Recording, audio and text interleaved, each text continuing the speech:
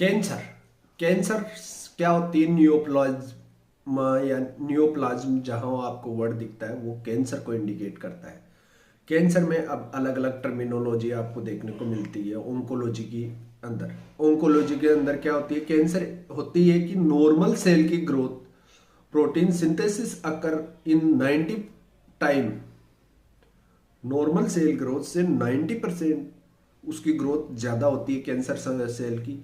Cancer cell in condition which the spend 90% of a time M phase and 10% time is interphase. ये phase होती है जिसमें 90% अपना interphase में और 10% 90% एम फेज में और 10% इंटरफेज के अंदर अपना टाइम निकालती है। अब है कार्सिनोमा, टर्मिनोलॉजी जो वर्ड होती है। कार्सिनोमा क्या होता है? Malignant tumour is the epithelial tissue. Epithelial tissue के अंदर जो कैंसर होती है उसको कार्सिनोमा कहते हैं। सारकोमा या मेजेनकाइमल होती है।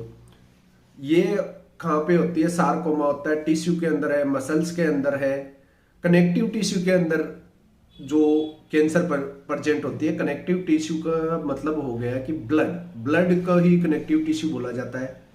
तो जहाँ सारकोमा वर्ड आता है वो इंडिकेट करता है कनेक्टिव टिश्यू के अंदर कैंसर प्रेजेंट है। अब है हाइपरट्रोपी, हाइपरप्लेजिया। दो वर्ड आते हैं, हाइपरट्रोपी और हाइपरप्लेजिया। हाइपरट्रोपी में क्या होती है? Size, shape after full development होने के बाद में भी उसकी साइज और शेप में ग्रोथ होती है, वो हाइपरट्रोपी कहलाता है। हाइपरप्लेजिया में नंबर ऑफ सेल्स की ग्रोथ होती है और वो डी अरेंजमेंट होने लग जाती है। नॉर्मल सेल से एक अलग ही अरेंजमेंट बनाने लग जाती है, वो हाइपरप्लेजिया कहलाती है। एट्रोपी, फुल डेवलपमेंट के बाद में साइज का कम होना, एट्रोपी बोला जाता है। हाइपरट्रोपी में आपको बता दिया कि साइज शेप में ज्यादा होती है। एट्रोपी यानी फुल डेवलपमेंट के बाद में वापस श्रिंक होना स्टार्ट हो जाती है। Metaplasia, change of the type of tissue in another type of adult tissue.